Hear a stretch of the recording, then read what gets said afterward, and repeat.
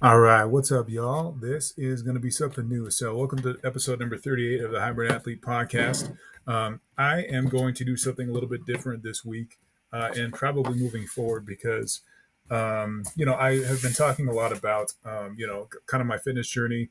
I have content. I have about, probably at this point, like a year or so of just doing these episodes, kind of short forms, 15, 20, 25 minutes where I go over kind of like my fitness journey, what I'm doing to like either get ready for a endurance race, or whether I'm getting ready to basically just like do a bulk or like put on weight or like get stronger, kind of push myself, and I give you guys updates on my diet, what I'm eating, all that stuff. So I'm still going to continue to do that. That's obviously kind of like my sweet spot, like my home base of like why I'm creating content, what I share, what I'm all about, in my personal life. If I'm not working or hanging out with my son, I'm researching, I'm learning, I'm just trying to learn about history, religion. I love sports, so particularly I love NBA and the history of the NBA. There's a lot of great content creators now that are on YouTube that are really like talking about, like the history of the NBA, who's the best, the GOAT conversation, all that stuff. From like the top of the list, like MJ and LeBron and Kareem, all the way down to like, Larry Bird. Is he in the top 10 or like, even top new players coming up? Are they top 15, top 20? Where does Joker rank, for the Nuggets and stuff? So that stuff I'm starting to get more passionate about. So what I'm going to do is I'm basically going to share like a little mini project I did. I'm going to show you guys like what I've already posted, what I've created, and then I'm going to like take you on a little bit of a journey about how I'm going to like incrementally improve this criteria so that at some point, hopefully, I can go on one of these bigger shows and like make my case for why I believe who's the goat, who's the best, why I have my top 10 the way I have it, because a lot of people will like kind of just like spit off the top 10 and then just say, well, I don't really know why I have this person there because their feelings get in the way. Like, a lot of times, people that don't really know the ins and outs of basketball get emotional, and they, especially in content creators, and they're just kind of like, they go at it, they're really clash hedge, and they start talking, back and forth to each other about, well, you don't know this, or you're wrong for this reason. They don't let each other finish a thought. Some guys have really good, statistics to back up their claims, their arguments. There's kind of I could probably go through a list of about five or six content creators that I listen to on a regular basis. But I figured I'd start my little mini content project here and kind of start working. I'm still going to talk about my fitness and talk about my workouts and stuff, but I'm really going to start digging into more of kind of like how I view the history of the NBA, why basketball is my favorite sport to watch, why I really like to look at like the longevity of the game. I look at like the game's been around for 75 years.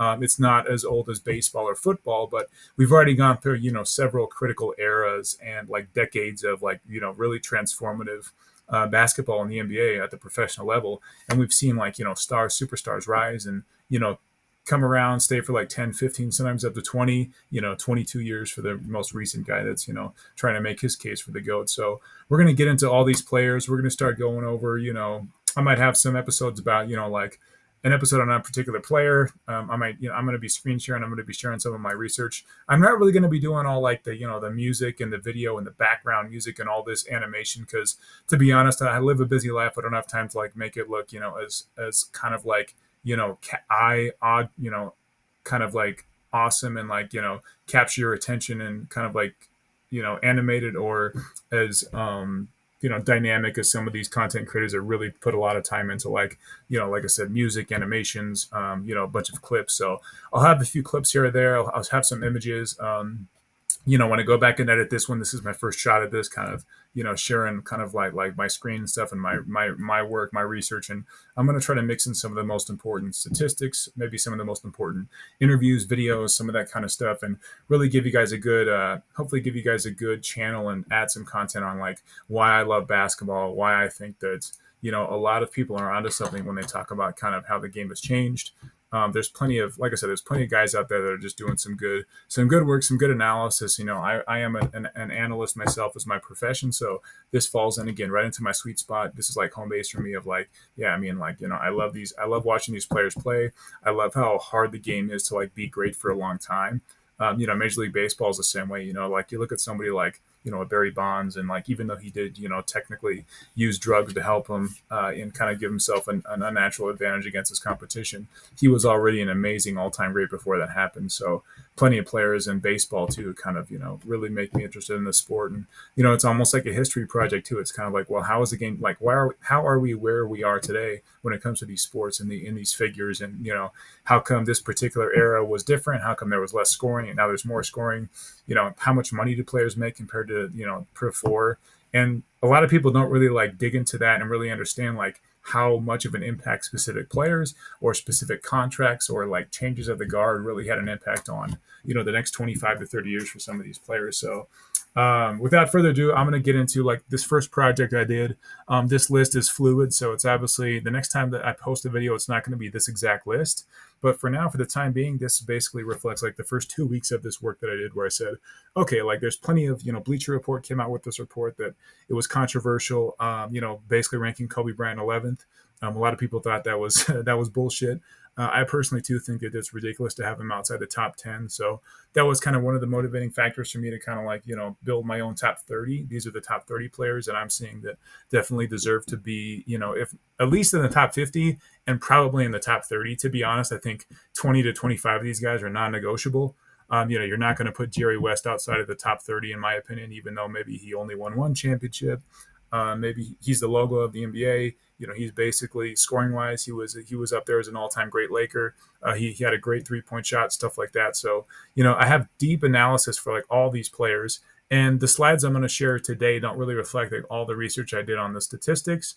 I have like a weighted one that I just did that I completed. I got some help from my dad to kind of put it together and really, fine tune it and make it a really good report. So this is version 1, but next week you'll see version 2. So, drop a comment, let me know what you think, see if I'm off, see if I'm on track here. But quick summary, just to brief this. So I basically built a kind of a 4-way criteria. So I basically have, winning is one of them. So 30 to 35% of the total score of the total points that an individual player earns is winning. So we win to play the game, of course. Some of the most prolific players, some of the best players in history are like noted and recognized primarily for their championships. Particularly when we talk about, from Bill Russell, he was the first like long-term winner. Like this guy can't lose. He won 8 in a row. He won 11 total championships. That's the most in NBA history to today. I don't think anyone's actually going to come close to touching it because the league is a lot more competitive. So all those things kind of play into winning. We consider like each era. I think it's kind of a neutralizer. It's kind of, basically across the board says, okay, it doesn't matter how difficult the league was. It kind of does. But the most important thing is like, were you able to win in this particular era? And that really can like separate you from anyone in that decade or anyone in that group. So winning takes up roughly a third of it. Longevity and sustained superior performance. So that's more about like all NBA accolades. That's more about like, like how many times did you lead the league in scoring? How many times did you lead the league in rebounding? Some players didn't really have like a long career where they were dominant, maybe due to injury, maybe due to like specific circumstances. Guys kind of in the 70s, like, what's his name? Moses Malone and Dr. J, Julius Erving, they kind of moved over from the ABA to the NBA. So my accolades and my statistics account for those years that those two players were actually, in the ABA as well as the NBA, because the whole reason that in 1976 that the ABA merged with the NBA was because these players were like, basically beating the NBA in these exhibition games. And the league didn't want to be overshadowed by this ABA league that was kind of not as popular and not as, not the main focus in basketball and professional basketball at the time. So, if you can't beat them, join them type thing. And they basically just combine the league. So all my stats include the ABA as well as the NBA. And that places Dr. J and Moses Malone top 15 scorers all time, which is interesting. I think top 12, actually. I think Moses Malone and Dr. J are kind of like 10 and 11, if I'm not mistaken, right around where Shaq is, and just right below Kevin Durant, who's still active, which is cool. So, but yeah, that's kind of like the second criteria. The third criteria is statistics, purely the 5 major category of statistics: points, assists, steals, rebounds, and blocks. I split the criteria to basically, and this is points per game. So this is how much better are the competition when it comes to your long-term stats, per game stats. You have to play at least 500 career games to like be integrated into this percentile point system. But basically, how much better than the rest of the league all time were you? So that means like, okay, I think there's about 1,300 players in NBA history that played at least 500 games. So I take all 1,300 of those players and I calculate percentiles. And I say, okay, if in scoring for all guards in the NBA, the 95th percentile was 24 and a half points. Well, if you average 25 points per game in a career like Kobe Bryant, you get like a really good score for that. And then if you even excel above, you're like the 99th percentile, you get even more points. So incrementally, there's performance buckets to where you can get between 10 and 50 points for those major statistics. So for guards, it's three specific statistics. It's points, assists, and steals. For forwards and centers, it's points, rebounds, and blocks. And then basically you sum up those three statistics on a scale of 0 to 50. So the best players, the best possible score is 150 points in this criteria, which kind of levels out to about roughly a third of the criteria as well. So you basically kind of have these three major criteria: winning, longevity, statistics. 25 to 35%, just to be fair, depending on the player and depending on how their numbers come out. But those are kind of the three major ones. We're basically dealing with all the criteria that commonly people have. People will say like, oh, you can use Omni AI, you can use an AI generated self-serve. You can basically use those artificial intelligence chatbots and basically chat GPT and say, give me a list of the top 10 NBA players all time where you emphasize scoring, where you emphasize NBA championships, MVPs, and then the player needs to have at least this many whatever numbers or this specific threshold for performance, and it'll spit out a number for you. It'll give you kind of reasoning for what it created. But I wanted to do this because I feel like I have a better version that's like really like it's got the manual touch. AI is a great tool, but I think like sticking with the human element. There's a little bit of subjective, measurements, and that's where this last one, legacy and impact on the sport, comes into play. So when we talk about legacy and impact, we're talking about kind of like on and off the court, like how did you impact the game? I think the most common one that when we think about, legacy and impact, obviously is like MJ's shoe contract. I mean, to this day, like Michael Jordan sells more shoes than like I read somewhere like Kevin Durant, Steph Curry, and Allen Iverson's brands combined still today in 2025. The man hasn't played for 22 years, and he's like the leading shoe seller, hands down, no doubt. Even in 1985, when he first got his shoe contract, that was unheard of, and he basically his mom. She like negotiated his contract on over the phone and basically said he's going to get a percentage of every shoe sold, and that's why he's so rich today. That's why he's worth $3.5 billion, is because that was like a groundbreaking threshold to basically get like a major contract for a shoe contract. Because before that, it was like Converse with Magic and Larry Bird, but that was an incredible, that's like a landmark there. Another example would be Bill Russell. He was dealing with a bunch of racism. There's stories about how he was treated horribly, even in Boston, where he was playing in his hometown, and he was like he had to move with his family, he had to relocate. He was very emotional. His interview on his last championship is a very emotional interview. You can just kind of know, you can see like how much of how hard it was for him to basically persevere through that time of racism in the league. So there's so many great stories, and I wanted to include them in this, in this kind of in this evaluation of the top 30 all-time NBA players. And I think that's important because it's one thing to say, well, it doesn't matter what the person did off the court. What matters is what's on the court. This legacy and impact includes both of those. So it includes off and on the courts. For example, on the court legacy and impact, Steph Curry transformed the league with an amazing three-point shot. Teams basically after about 2014, 2015, that first title they won in Golden State. Teams started basically like gearing up and preparing for that. They wanted to match that 3-point, performance and basically shoot a lot more 3-pointers per game. I think the league average in 3-point attempts, spot check me on this, I have these stats somewhere, but it basically went up from like 12 to 13 3-point attempts a game in the late 90s, early 2000s, maybe 17, I think, attempts in the early 2000s, to like 34, 35 attempts per game for some of these top shooting teams like the Boston Celtics, Oklahoma City Thunder, who just won the championship. They shoot over 33 pointers a game easy. And the best 3-point shooter in history is Steph Curry, who averages for his career in over 1,000 games, four 3-pointers made per game. He's like 4 for 9 as a career. He's, over, I think, roughly 42, 43, 44% from the 3-point, which is incredible. And he's made, obviously, all-time leader in 3-point shots. So that's kind of part of legacy and impact. Shaq being, considered probably the most dominant big man of all time. That type of legacy and impact is accounted for in these stats. So on the court matters, as well as some of the off the court. Not all the off the court things, but some of the most important off the court things also matter as well. I would say Larry Bird and Magic Johnson in the 80s. They a lot of historians argue that they kind of rejuvenated the league and kept the league relevant. So that's kind of what we're talking about, legacy and impact. So these four criteria were kind of put into action, and they basically create a point system to where I calculate points in each level of criteria, and then I roll them up and I add them up to get a total point value that you'll see on each slide for each individual player. So quick breakdown of this version of the criteria that I did. Again, I remade a different one, but we'll go over that later. So you can maybe look at both and consider which one you favor, which one you think is better, more appropriate. But going down the list here, NBA championships and Finals MVP are 8 points each. I think those are very important. You play to win the game, I mean that's very important. So yes, an NBA championship is a team accomplishment, but I give it plenty of points because that's the whole goal of a season. The best players in history were really recognized for the championships they won. Jordan being 6-0 in the finals is probably the most common argument to make for why people think he's the greatest of all time. So 8 points there, 8 points for Finals MVP. That's a separator, right? So if you were on a championship team, Robert Horry won 7 championships, but if we use this criteria for him, he should be nowhere close to Michael Jordan. We can all agree on that. So that's kind of a separator. That Finals MVP there is 8 points as well. Then we get into regular season MVPs. That has the most points possible, 10 points. That's the hardest award to win. Literally less than I think 30 or 35 guys in the history of the league have won the MVP. And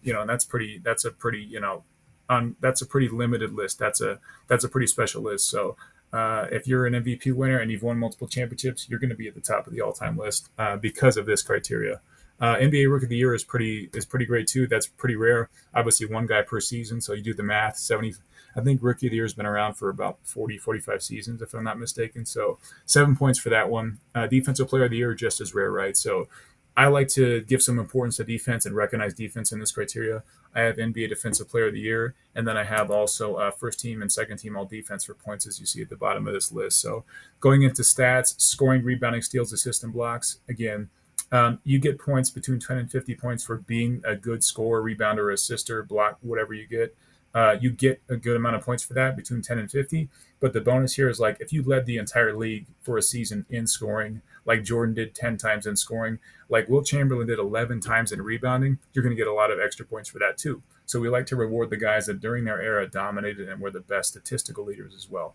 All NBA accolades, first, second, and third team All NBA.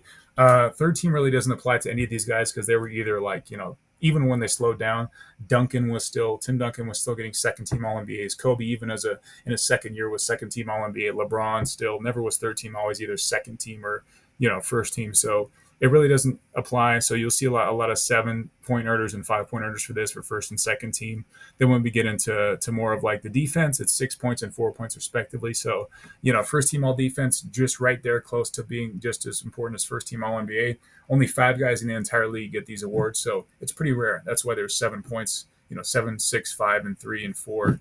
So just extra points here to really reward not just longevity, but excellence, sustains to superior performance, as the criteria mentioned. So moving over to these other weighted performances. So I won't get too much into the statistics about how I calculated the percentiles, but basically I go from 90, 95, 97 and a half to 99th percentile, pretty much across the board on this 10 to 50 point scale. So let's say a player was has the second highest, per game rebounds of all time. I think Wilt Chamberlain's up there, Bill Russell. They're both over 20 rebounds a game. They're going to get 50 points for that particular statistic. So it's nice because it kind of like keeps everyone in the same kind of ballpark, based on their era. So if you were the top performing, if you were the top rebounder, in the 60s and you're the top rebounder in the early 2000s, you're probably both of them are going to get either 40 or 50 points. So it doesn't just because you average maybe 5 rebounds a game more than someone, I think you're both still going to be pretty close to getting the most number of points. So, and then the second version I have of this kind of with more of a weighted system that kind of basically has a multiplier that kind of gives everyone a level playing field for based on the league scoring average. That's a pretty creative way that I did the second time. But for now, that's the one that I have these percentiles. So again, guards get points, steals, and assists, and then forwards and centers both get points, rebounds, and blocks. So you got a guy like Hakeem Olajuwon averaging 3 blocks a game, incredible for his career. He's getting 50 points for blocks. You have Wilt Chamberlain, leading the lead in rebounds 11 times. He's going to get 66 points for being an 11-time rebounding leader, which is great. It's going to boost his score, as well as being like, probably 40 to at least 40, maybe 50 points, I think, on rebounding, because he averaged a lot of rebounds relative to, the rest of the players on this list that played at least 500 games. So now we can get into actually the actual list and these individual players. So I don't think it's a surprise that I have Michael Jordan number one. And going across those four accolades, like I said, he basically gets 517 total points. So that's basically the summation of winning and accolades, as well as statistics, longevity, and sustained superior performance. That's basically getting into all NBA accolades, as well as statistical leaders for a season, and then legacy and impact. So, and I kind of went over the shoe thing with you. I think that's, that pretty much seals the deal on why, he's number one all time, and at least in my book. It's really hard to argue with that. Plenty of content creators kind of, have different ways of saying why he is the GOAT. I don't waste time here. I'm sure anyone who's on YouTube knows that there's a lot of, content out there that praises him as the best all time. I'm no different. I think he is. I don't think it's actually even that close. I think the closest one to him is Kobe, but they played the same position. So Stephen A. Smith, like he always likes to say, Kobe really can never really be the GOAT because he chased that guy. He wanted to be just like MJ. And that's kind of a testament to how impactful MJ was, how the best players right behind him all wanted to be like him and all kind of emulated him, which is pretty cool. So I think that's the way a sport's supposed to be. That's what greatness is supposed to look like in a sport. So give him the credit for being number one. Number two, I have Kareem. He gets 452 points. He's another thing that I forgot to mention for Jordan, but you'll see here. So winning and accolades, this is your rank among 30 players. So among the 30 players I have on this list, Kareem gets the third most points for winning and accolades. So that's like NBA championships, MVPs, a few other criteria. So no surprise that he's third all time, right behind MG, and I think one other person. I think Bill Russell for his championships, but Kareem was great. I mean, he played 20 years just like some of these other greats. He has a high score. I put his impact at 40 out of 50. I think that's pretty fair. He doesn't really stand out as like a guy that off the court was like, showboating, or he was playing for the Showtime Lakers. He helped Magic win his first title in 1980. When he went down, Magic kind of picked him up and won, but he almost didn't win that much in the first part of his career before he went to Los Angeles. So the only knock on Kareem is that, yeah, in his prime, in his earlier prime, I think he only won one title with the Bucks, if I'm not mistaken. So, that's kind of a knock on him that's possible, is like, it's hard to criticize him, but that would be maybe the only thing that doesn't make him the GOAT. I think if he won another championship with the Bucks before going to LA and winning as much as he did in LA with 7 rings, I think it'd be a pretty clear cut, argument that he's actually above MJ. But with this criteria, with this consistent evaluation, he is second all time. We got Wilt Chamberlain at third. And again, the way I had this criteria, so this kind of like really gives Wilt an advantage because he was basically a rebound leader for 11 seasons. So he's stacking up all the statistical ranks. You can see it's Jordan, I think, is second, and then Wilt is number one with his statistics rank. So scoring leader, rebound leader, steals, whatever. There's some players that boosted. They're higher on this list because they were statistical leaders for multiple seasons. So that's kind of the reason why Wilt is so high at third. Legacy and impact, I think his 100-point game is still the most impressive statistic of all time for anyone on a basketball court. So, that I give him 45 out of 50. I think that's pretty fair. 14 seasons, 145 career games. So, he was around for a while. At that time, 13, 14 seasons was pretty normal for, kind of a longevity stat there. LeBron's at 4. So LeBron has 397 points. He's 6th in winning and accolades. He's 9th in statistics rank because, yes, he has some good averages, but, points wise, he's not like top tier. He's close to the top tier, but not quite. Longevity, obviously, he has great longevity. He's in his 22nd season. So he has a high rank there. I give him legacy and impact 40 out of 50.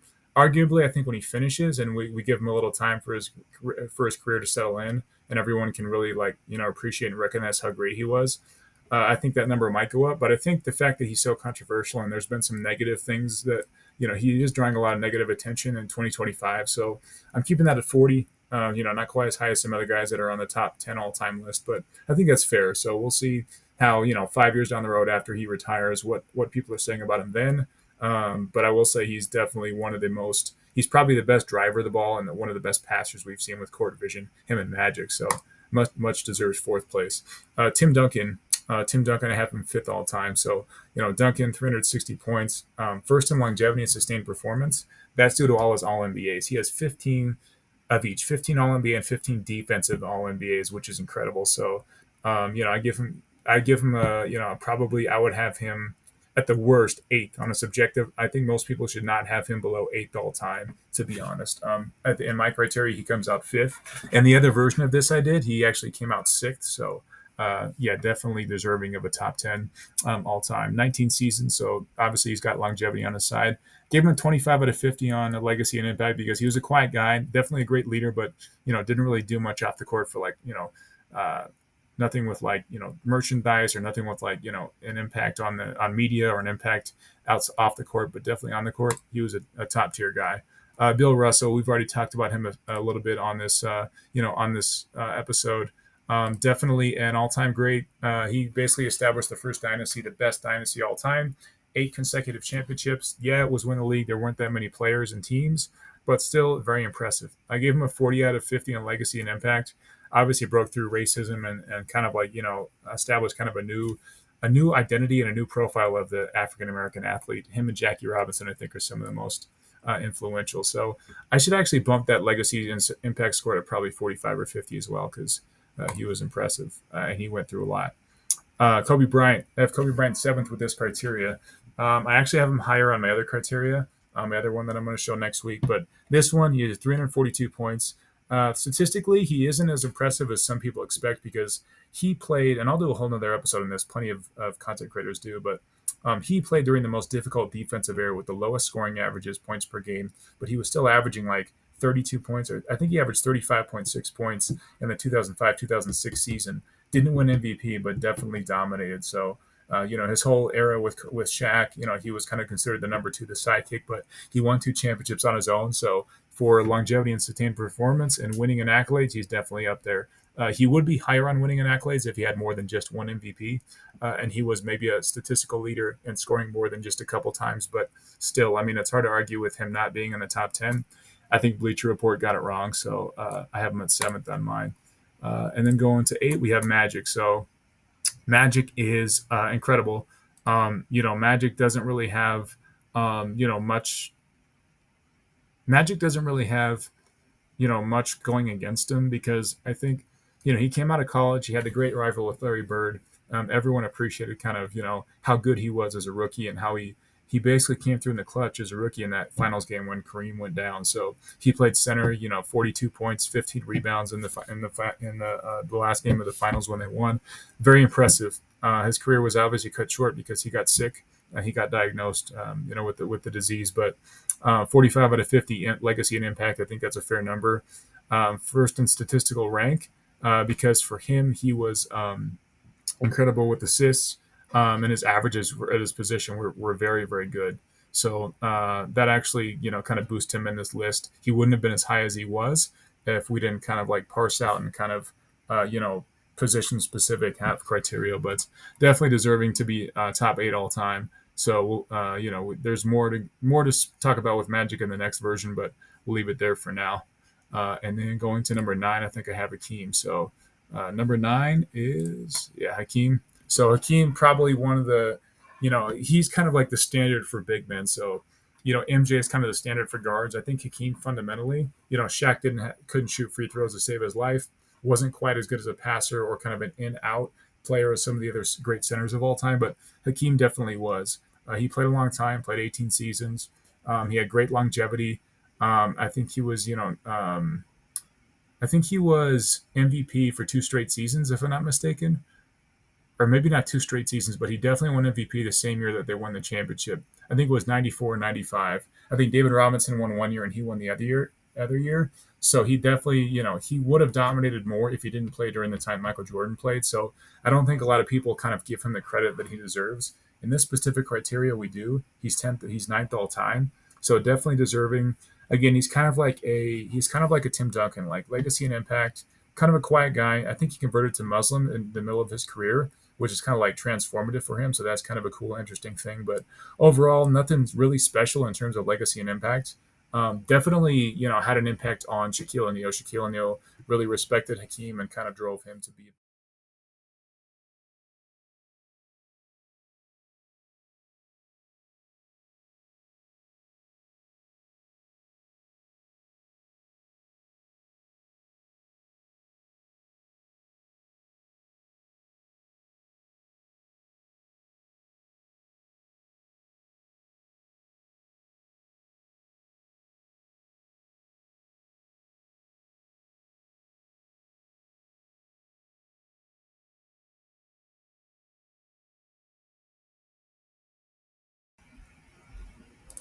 All right, moving on. So we were just at Hakeem, so I had to start a new video. But moving on to number 10. So number 10, we got Shaquille O'Neal, 294 career points for the criteria. He's pretty consistent, you know. I mean, for a big man, he compared to the other players, he was obviously probably the most dominant, like physically imposing. 350, probably. I think he at his heaviest, he was like 380, 390 pounds, playing at 7'1". So very, I mean, obviously very dominant presence in the paint. During his prime, he was probably, he won the MVP in 2000. I think he won the scoring title and the MVP. So very rare. I think Shea Gilgeous-Alexander in 2025 was the next player to do that. So, he's in rare company. Had a pretty long career, but obviously fell off. I think, to be honest, he fell off right around 2008. Right after he won that championship with the Heat, he went to the Phoenix Suns, he went to the Cavs, he went to the Celtics. I think it was that in order. It was actually Cavs, Suns, and then Celtics. So he finished his career with several teams. Nothing really impressive at the end of his career, but definitely during his prime. Prime Shaq is one of the most impressive players of all time. So, longevity, again, decent longevity, good stats, strong stats, like rebounding and scoring. I think career average double double, of course. And then he won 4 championships. So that's in this list specifically, it's not top of the list, but it is like a strong number to win 4 championships. One more than players like Larry Bird and Dwayne Wade. So definitely, towards the top. So I think top 10 for Shaq is he's always fringe top 10 on most people's lists. So with this particular criteria, he does crack the top 10. So I think that's a pretty good place for him. Larry Bird is 11th. So Larry Bird is actually one that a lot of people do have in their top 10 when they kind of subjectively just, name off a list of who they think the best players are. And that's pretty much because he was right there with Magic and they together kind of, I think they, in many people's eyes, they saved the NBA, during the 80s, there was a lot of like drug use. They had delayed recording on the NBA, even on the finals. It was basically like delayed recording, so they record it and then show it later on TV. So it wasn't live, just because there was so much crap going on in the league. So I think Bird was a very very impactful player. I gave him 45 out of 50 on legacy and impact. I think Magic I have the same. So these guys, together they had one of the best rivalries in NBA history throughout the entire 80s. So he has 3 MVPs consecutively, which is unheard of. I think the only other guys to do that are like Wilt Chamberlain and Bill Russell, if I'm not mistaken, back when the league was not as competitive. So this was kind of like, 80s into the 90s. It was a very difficult, very physical game. He was not the quickest, not the most athletic guy, but anyone who plays with him, just kind of speaks volumes about like how good he was fundamentally, how much of a trash talker he was, how well he played, in some of these finals games. And he had a great matchup, like back to rivalry, like going back and forth with Dominique Wilkins. So Dominique Wilkins is lower on this list, but he had some good rivalries with Dominique Wilkins too in the conference finals, and kind of blocking his path to the finals and for keeping him from winning a lot more championships. So Larry Bird, definitely a great one. Again, like consistent across the board at his position, kind of like Shaq. Not like all time highest scoring power forward. Definitely one of the small forward. Definitely one of the best rebounding small forwards of all time, though. So career average 10 rebounds a game. That's very impressive. So definitely playing that position at 6'10" gave him an edge. So I think his court vision and just his natural shooting ability was incredible. I think he won the NBA, the All Star 3-point competition twice or 3 times, if I'm not mistaken. So, number 11, that's a good spot for him. Going on to David Robinson, number 12. So David Robinson ended up a little bit higher on this list than I expected, but I think that is due to the fact that he was like really an all-around center, like a great fundamentally sound player who played his position really, really well. He was always part of a pretty good team, so he's historically he's won. He's won. He had a really good winning percentage for his entire career, pretty much, especially when Tim Duncan came on during the second half of his career. But he won 2 NBA championships. He won an MVP. He won a Defensive Player of the Year. So he's one of only 5 players in the history of the NBA to win both a Defensive Player of the Year as well as win, an MVP. So 1995 NBA MVP. That was kind of the peak of his prime. played 14 seasons, right around 1,000 games. So that's pretty decent longevity, for players again that played in the 80s and the 90s. So we don't see players playing, really 20 seasons unless it's Kareem. Until we get into like the 2000s with like Dirk Nowitzki, Kevin Garnett, Kobe Bryant, LeBron James, Kevin Durant probably is going to end up playing 20. So for his time and for his era, he was a top tier center, definitely deserving of 12th all time on this list. My personal opinion is that if I were making this list, I'd have him like 16th or 17th. But due to the way that I made this criteria, he lands at 12th. Chris Paul is similar. So I think the fact that Chris Paul was a statistical leader, a season leader in steals and assists for like 11 seasons total. I think like he led the league in assists 6 times and led the league in steals 5 times. That boosts him. Really, when you look at like point guards, he is like a true point guard. I think his nickname is like the point god. Like he's plays his position extremely well. He's going into his 20th season now, or I think his 21st season next year. I think he left the Spurs, but I think he's going to land somewhere if I'm not mistaken. But yeah, this guy is definitely, like just a grinder. Like he's always played the position well.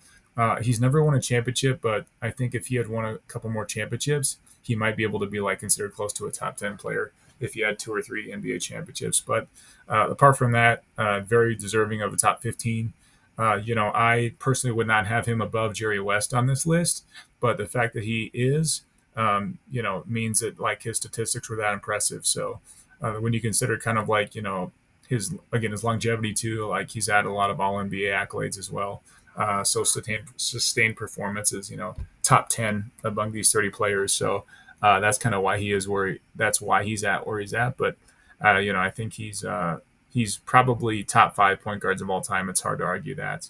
You look at like Magic, him, John Stockton, a couple other, maybe James Harden, even though James Harden hasn't won a title. But yeah, those guys are up there. Number 14, Bob Cousy. Bob Cousy is here basically because he won 6 titles, so he won 6 championships. He led the league in assists, I think, 8 times, if I'm not mistaken, 7 or 8 times. So he was one of those guys that dominated the stats as well as won a lot of NBA championships. Again, not when the league was that competitive, but still, it's hard to argue with that level of greatness where he doesn't lose. He played on a great team with Bill Russell and John Havlicek and some of those legendary Hall of Famers that were all on the same team. So being part of a dynasty is obviously going to give you an advantage and boost you up on this list because of all the winning. So for him, 14th is where he's at. Steph Curry is 15th. He's got 253 points. Winning in accolades, he's won 4 championships.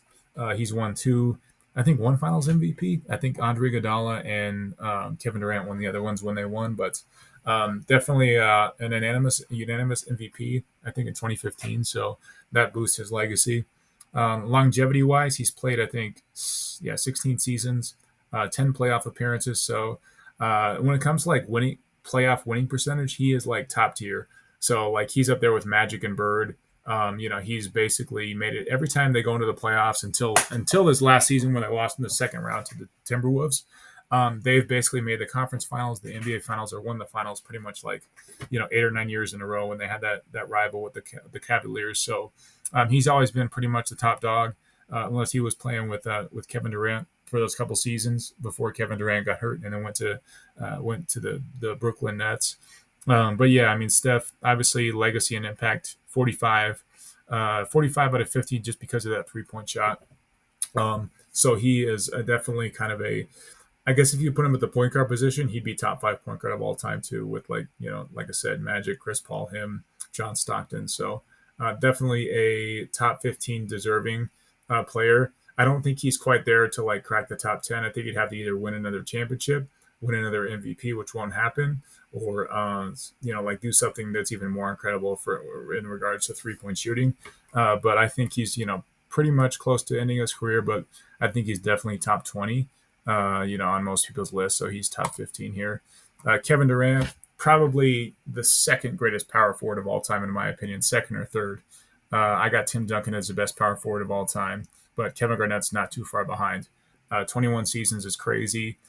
almost 1,500 career games. So he's right there close to LeBron and Robert Parrish, who's up there like 1,600, I think, all time, the top leader. But yeah, Kevin Garnett, longevity and sustained superior performance. He won Defensive Player of the Year in his 14th season in 2008 when he won his only NBA championship with the Boston Celtics. So he endured a lot of tough years with the Timberwolves. I mean, the Timberwolves were, for those of you that know, they were like, never really that good in the 90s. And then they started making the playoffs more in the early 2000s. But he could never break through. I mean, he played in a time. Think about it, he played in the Western Conference where it was like the most competitive, where the two best players in the decade, Kobe Bryant and Tim Duncan, were dueling it out. And the difference between a guy like Tim Duncan and Kevin Garnett is Tim Duncan was drafted into a team that was already really good. So in 1999, Tim Duncan won his first championship in that shortened season where they only played 50 games. But he already had David Robinson. They had then right after he won a championship with David Robinson. You go to 2003, 2005, 2007 when they won three more. Tim Duncan was with Manu Ginobili, Tony Parker, right as they were, up and coming. And the thing about getting a French player, in a foreign player like that is that those guys were already playing professionally for a while. So it's kind of like Luka Doncic. Like Luka was drafted kind of young in America, but he was already playing professionally since he was like 15. So those two guys were really helpful. And I think Kevin Garnett had like Sam Cassell for a while, if I'm not mistaken, like Wally Zerbiak, who's a good shooter. I think his guards were like Stefan Marbury, if I'm not mistaken.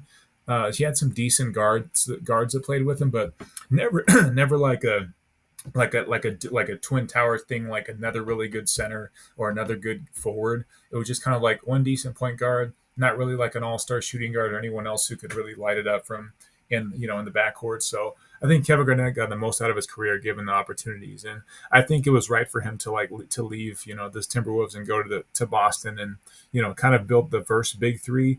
Maybe that's another conversation, but that big three was not like the Miami Heat big three. I don't care what people say. Those guys were kind of entering the twilight of their career. Ray Allen and Paul Pierce and Kevin Garnett. So props to him. A lot of respect. He played a long time and he was good for pretty much, I'd say 19 of those 21 seasons he played at an all-star level. So it's hard to argue with Kevin Garnett not being towards the top, at least in the top 20. Uh, John Stockton. So John Stockton, like I said, those are the three guys are at the top of this list: Steph Curry, Magic Johnson, Chris Paul. John Stockton's in my top five. He should be in everyone's top five. Guy played 19 seasons and made made the playoffs in all 19 seasons. And what's even more impressive than that is that this guy he played 16 years when he played all 82 games. So there's only 3 seasons where he did not play all 82 games. Compare that to the guy that some people think is the GOAT, LeBron James. LeBron James has only played 82 games in one season, and MJ played, I think, all 82 games, 8 or 9 seasons. Even Kevin Durant, he's only played all 82 games like 3 seasons, I think. So these guys that played in the 80s and 90s, they were just, harder, more durable. They didn't stop. The coaches almost had to tell them to stop, and the culture in the NBA was just like, if you're not injured, you're playing, and I think it comes to like, and this is like a more recent conversation. A lot of the dialogue with people that are frustrated with the game is that these all-star players, fans spend their hard-earned money to come watch these guys play, and then they just take the night off just because it's every other game, or it's they're a little bit tired, they're fatigued, and you think about how much the players in earlier eras endured.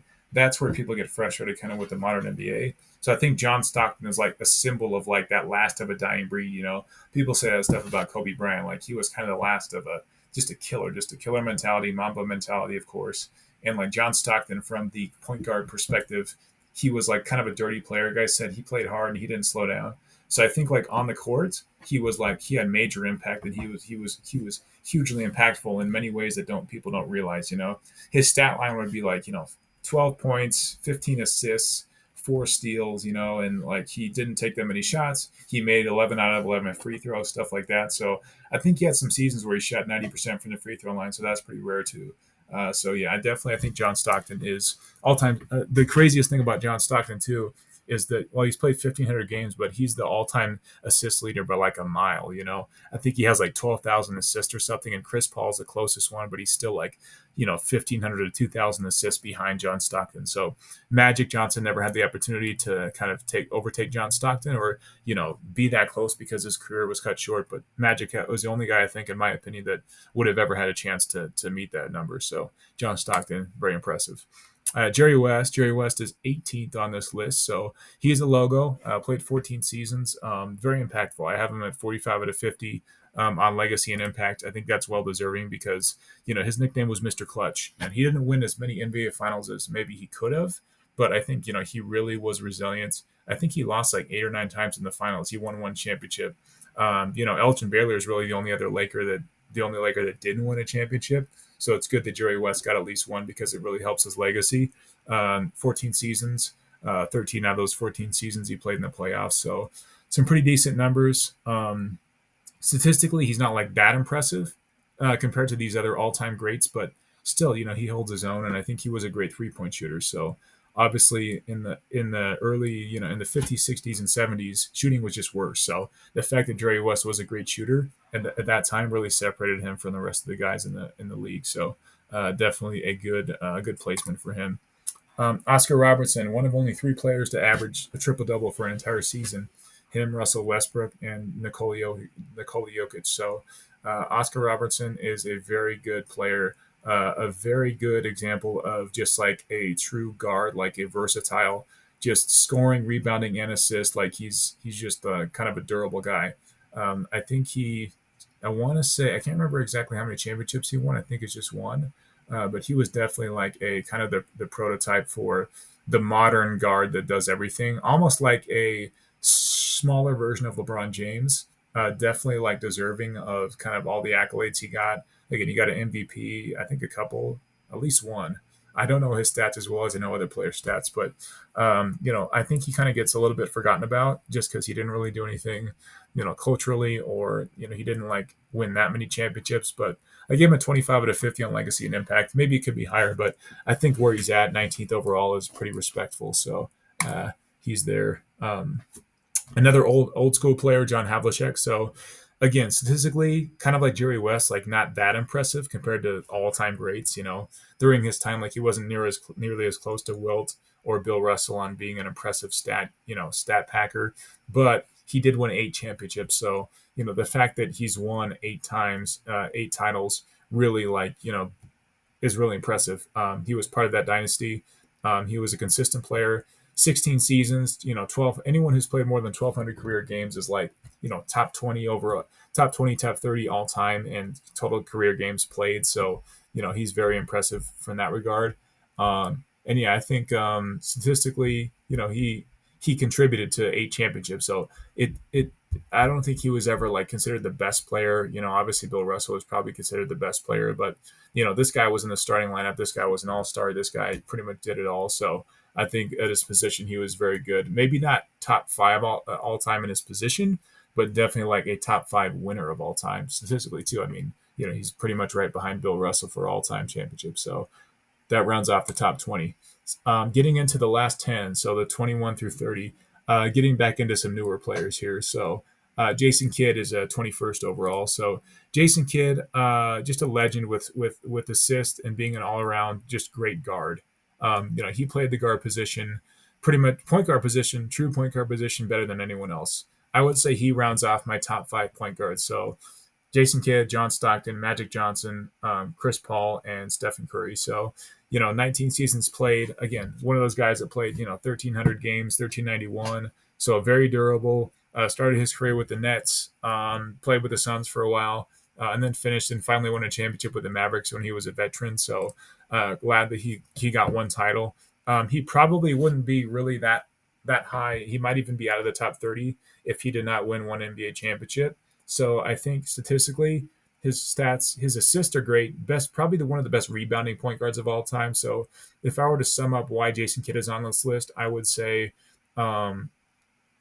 really like very good assists and also probably the best rebounding point guard of all time. So statistically, he fills up the stat sheet. He never averaged more than 20 points a game, I think.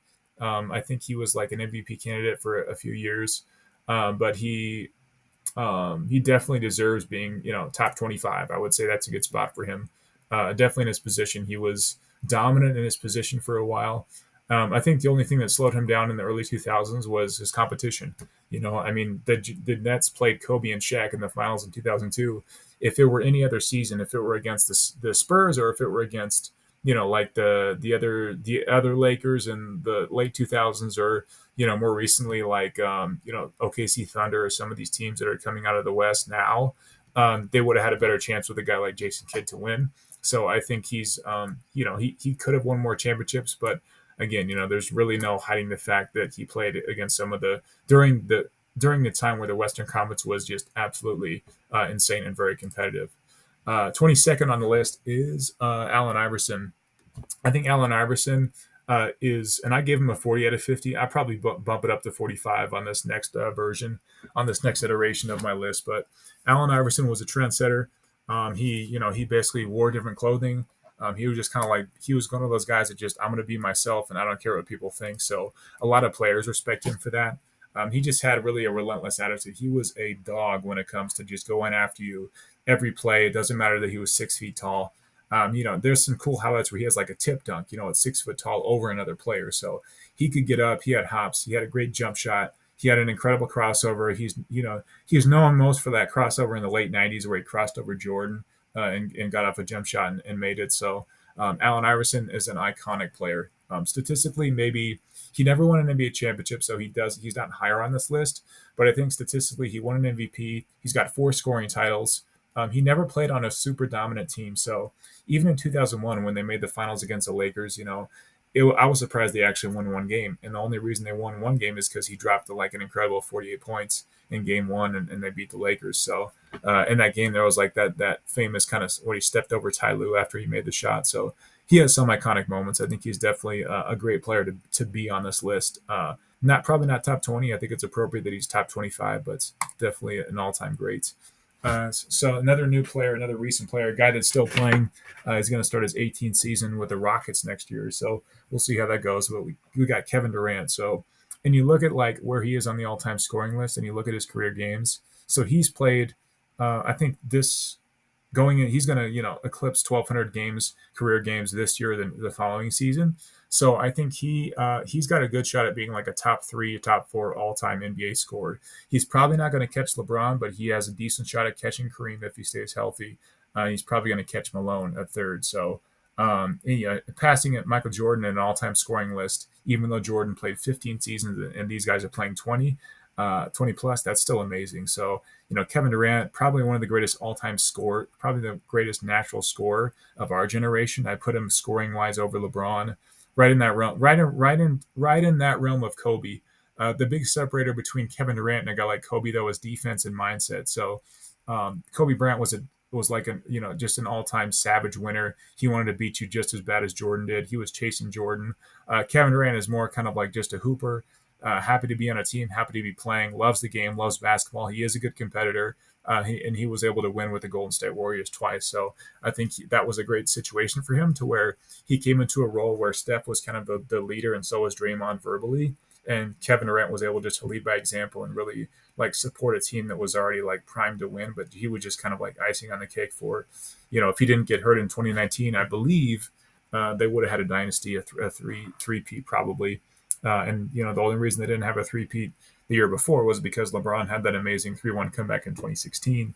So I think Kevin Durant, for this generation, one of the greatest Olympic winners. I think he's got 3 gold medals. Sets a standard of just kind of showing up, being there every season, doing what your team needs you to do. If it's scoring, great. He's a pretty good passer. He's pretty clutch from what I'm seeing. 50, 40, 90 guys. So I think he had a couple 50, 40, 90 seasons. I think 2 in his career. So in one of those seasons, he was like, I want to say 55, 40, 90. So 55% from the field, which is insane as a small forward. And then 40 from the 3, and then, 90 from the line. So really good player. I'm glad that he's on this list. I think he has an opportunity if he wins the championship with the Houston Rockets to move up to top 20, maybe top 15, if he really finishes strong and gets third all-time scoring or something like that. So I wish him the best of luck going into the end of his career.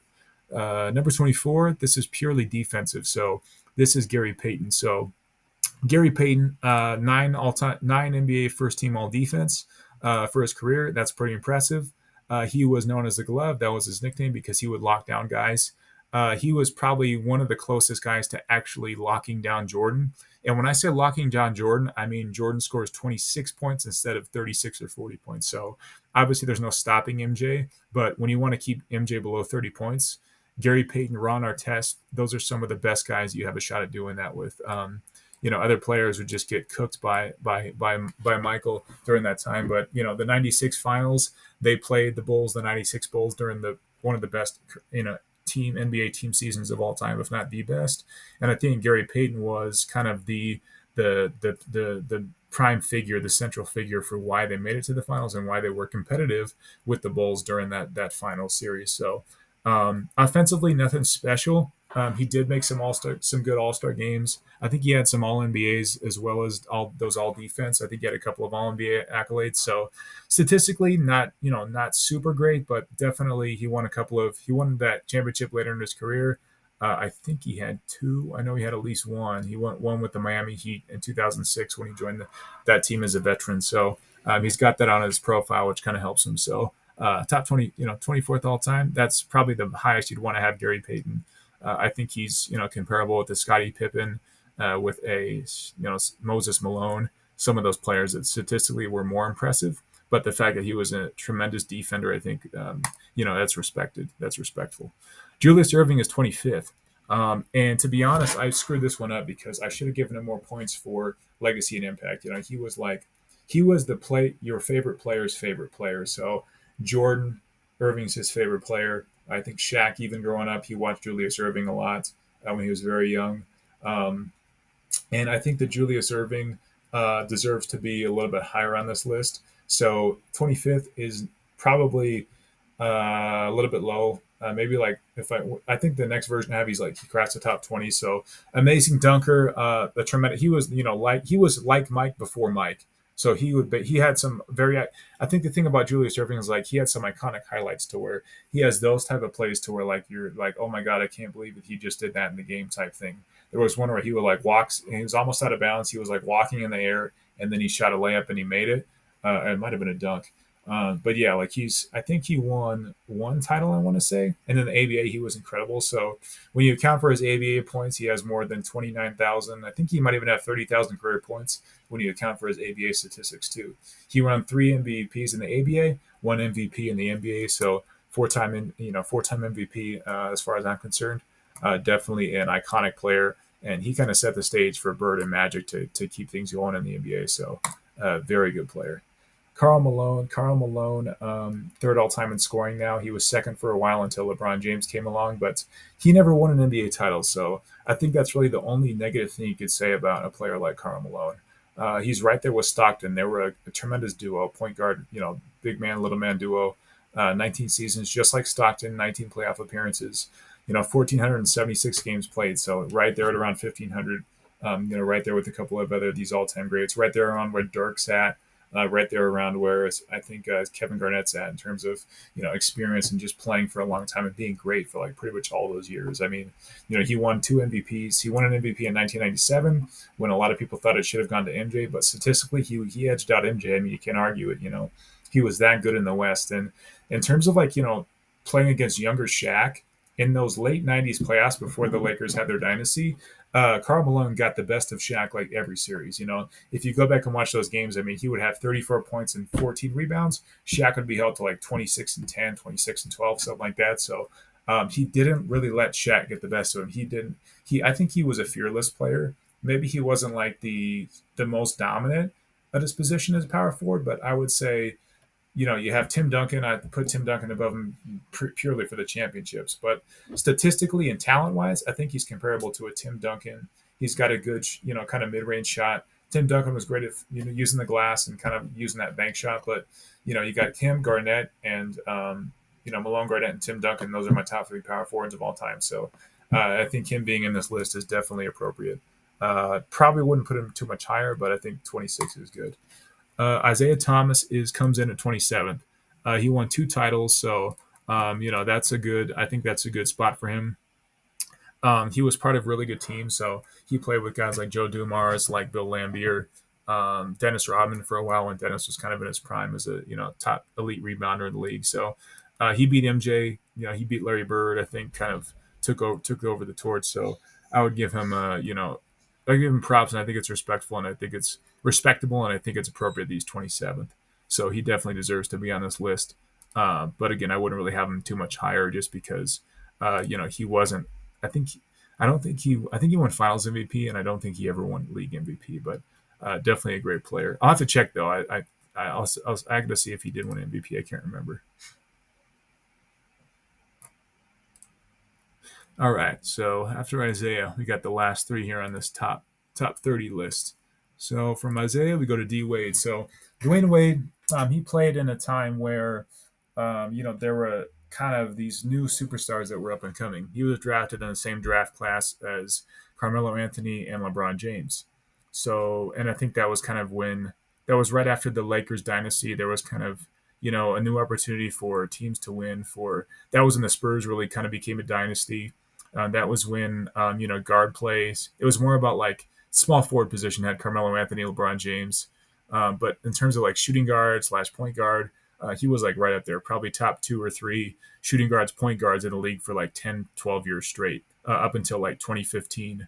When I think he left Miami, went to Cleveland. There was some controversy there with like his contract after LeBron James left, but in terms of like kind of the meat and potatoes of his career, a 10-year time span, won gold medals, never won an MVP, but it was definitely deserving. Was top three in MVP voting several times. But again, he just played in a time where you can't argue with that. Like you can't argue that he's better than Kobe or LeBron. So, but he definitely was like in that top tier of a top five, a top 10 player in the league for like 10 years straight, easily. So three NBA finals. He won that first one with Shaq. That was a great finals because that kind of like broke him out as like a legit superstar. I think after he was young around that time too. I think he was like 23, 24 years old when he won with Shaq. So that was a great opportunity for him to really like make a name for himself in the league and start his own legacy. And then when he was able to win with LeBron, I mean, Braun had some series where he was not quite his normal self. People would argue that's like a clutch thing or like a lack of performance or a lack of the ability to perform where it matters the most.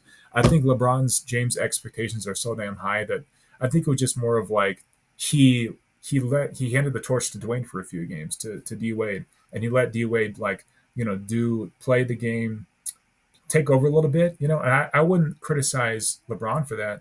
I would just say that Dwayne Wade was capable of being a number one on so many other teams, but the fact that he played with like a top five player of all time with LeBron James for 4 seasons, he got overshadowed in those championships. But I think it's kind of one of those cases of like a Kobe Shaq thing to where Dwayne Wade is just as deserving of winning those two titles as LeBron James was. It was obviously those big three, Bosh, Wade, and James. But yeah, I think like his All Star appearances, his All NBA's accolades, like his entire profile, definitely lands him as a top 30.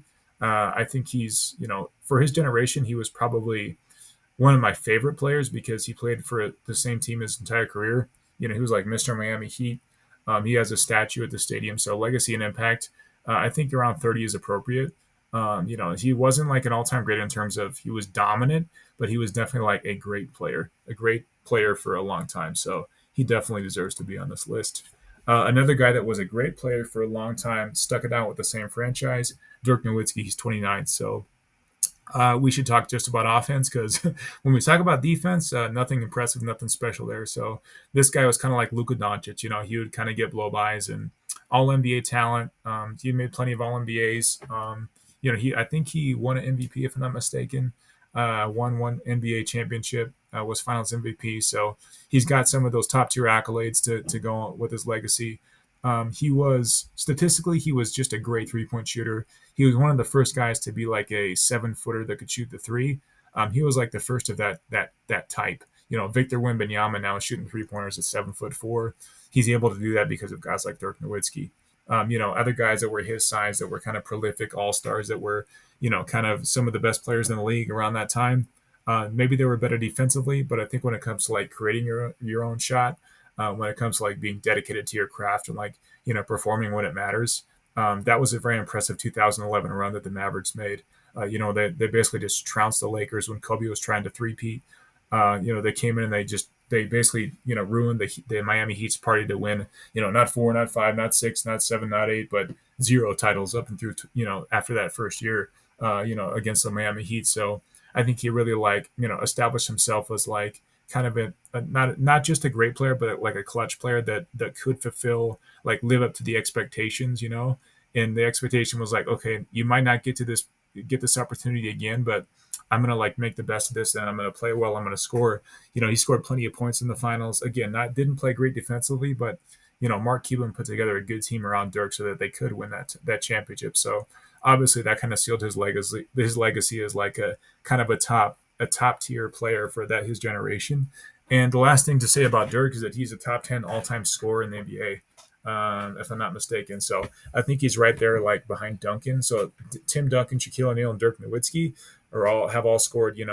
I think like over 27,000 points. All those guys, 28,000. So I know Shaq was behind Wilt for his position, but in the power forward position, it's Dirk and it's Duncan as all time scorers, and Karl Malone.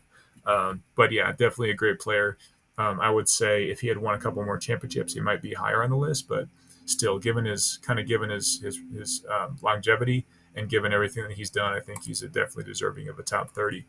Rounding out the top 30 in this iteration, in this version of my criteria list, is Dominique Wilkins. I would say the most impressive thing about Dominique Wilkins would be his slam dunk ability. He won a dunk contest. I know he battled with MJ at the beginning of his career. Played for the Atlanta Hawks for I think his entire career. Played a long time, 21 seasons as well. So legacy and impact, I probably should have this at 30 or 35 instead of 25 because of the dunk contest. But he did have some good battles with Larry Bird. They kind of duked it out, and I think Larry Bird honestly kept him from having a better legacy and a better career because Larry Bird got the best of him in the Eastern Conference for that stretch in the mid to late '80s. But I would say Dominique Wilkins is probably a lot of people's favorite player as well. He should be because he was just like a very athletic, very dynamic, exciting guard, small forward around that time. Played a very long, 1,500 career games, so definitely deserving of the kind of that accolade. And actually, no, I think I messed up his. I gotta take a look at his career numbers. I don't think he played 21 seasons. That's Dirk's number, so I gotta fix that. But yeah, rounding out the top 30. So I think I'll check right now. I think he played like I want to say 17 or 18 seasons then, but still, he had a good long career. He played, kind of played at a high level for a long time too. He had some good battles with MJ as well. So, there were games where like both him and Larry Bird or him and Michael, they both scored, in the high 30s, low 40s. So he had some impressive games, definitely. And if he would have won more championships or if he would have won a couple more MVPs, he would be higher on the list. But I think he's a good guy to round out the top 30. So that's what I have. So I think that's a pretty good list. What I have coming up next for you on this channel would be kind of a better version of the statistics that I'm working in. So you can kind of see this is kind of it doesn't really dig into like it doesn't highlight like the number of accolades, the number of championships, the number of MVPs, the number of first team, second team, all NBAs and stuff. But I have like a matrix or like a table that I share in the next video I make. And I really like got into the nitty gritty of, for that season, like relative to other seasons and relative to other decades, how good was this? An example is like Wilt Chamberlain. Wilt Chamberlain averaged 50 points in 1962, I believe. But 1962 was like the highest scoring year in the NBA. There were a lot of players there were a lot of teams that would average like 120 points a game. And so there were a lot of players that were averaging in the 30s in terms of points. Elgin Baylor was there. I think he averaged 33 or 34 points a game in the 60s. So, you kind of compare that to Kobe's 2006 35-point average. I would argue that in that era, when the defense was that tough and teams were better, that Kobe's 2006 would be probably the best scoring, or MJ in 1988 or 87 when he averaged 37 points a game. Those two seasons are more impressive, in my opinion, than Wilt Chamberlain's 50-point average because there weren't that as many good teams in the competition. The pace, the rate of the pace of play, the scoring average in the league. So I used a multiplier to basically like standardize every season, and I multiplied those lower scoring seasons to elevate them and equalize them with the highest scoring seasons in NBA history. So those multipliers account for they're applied to all 5 major statistics. But instead of like just using 3 statistics for each player, based on their position. Guards, forwards, and centers all get evaluated on all 5 statistics.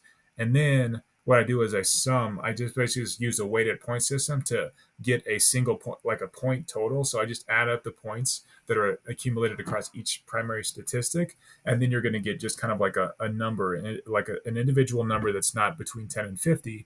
It's basically just an aggregate of points, rebounds, assists, steals, and blocks. Add them all up. What do you get? Some guys got as high as like 60, I think like 55 to 57 points. Most guys were in the range of like 36 to 45, 36 to 48, meaning like you add up points. A guy like Jason Kidd, for example, you apply an assist multiplier to when he played. His career average I think was like 9.4 assists or something, or around 10 assists. With the multiplier, he's averaging 11 to 11 and a half assists. So he kind of gets a boost there because he played in a slower pace era in the early 2000s where scoring was low. There was a season in the NBA in the early 2000s where each team on average scored like 94 and a half points a game, 93 and a half points a game. Compare that to teams now averaging 117, 116 points a game in the 2024 2025 NBA season. So all that's accounted for. I think it's a better version of the point scoring. Like I said, I'm gonna redo like I'm gonna redo the legacy and impact. I had Dr. J too low. He's gonna go up to 45 points a game. I think Jerry West might even be a 50, at least a 47, 48. So I'm gonna do a little bit more sophisticated and on the subjective stuff as well. But I'm tracking accolades. I'm tracking all the stuff that most people argue should be included in a not just the GOAT debate, but an all-time list. So I'll tell you right now, the top 2 are not going to change. Mike and Kareem, in my opinion, as well as they should be based on this criteria. They're set. So, but basically, you look at numbers 3 through number 30. A few players are added in, so it's going to be a list of 32 instead of 30. And also, there's going to be kind of some new input, better information on each individual slide for the players. So, you'll see how they rank in the top 30. That's great. You see their overall final player score. You can see how many seasons they played, their career games and playoff appearances. But this next one's going to be kind of like a better version of this, a little bit more data, a little bit more, kind of interactive stuff to where I'll post it. And if you follow you can go on my LinkedIn, my professional page, or my Facebook page. I'll post the next one I do. You can kind of interact with it and see like all of the, all the slides and more reasons why I gave each player a longevity score, a legacy and impact score, and why I kind of gave them the points that they get, and then why they are where they are on the list. There's going to be a little bit more, nuance and details into why the list is how it is. But I think this was a good first version. I'm looking to get some interaction on this. So I hope you see this video, you follow my content. I'll do another kind of fitness one after, later, this month. But the next one coming up is going to be a second video of the newer version of this NBA project all-time list. So I love this stuff. I hope you guys enjoyed this. So thanks for watching, and we'll talk to you next time. Take care. Bye.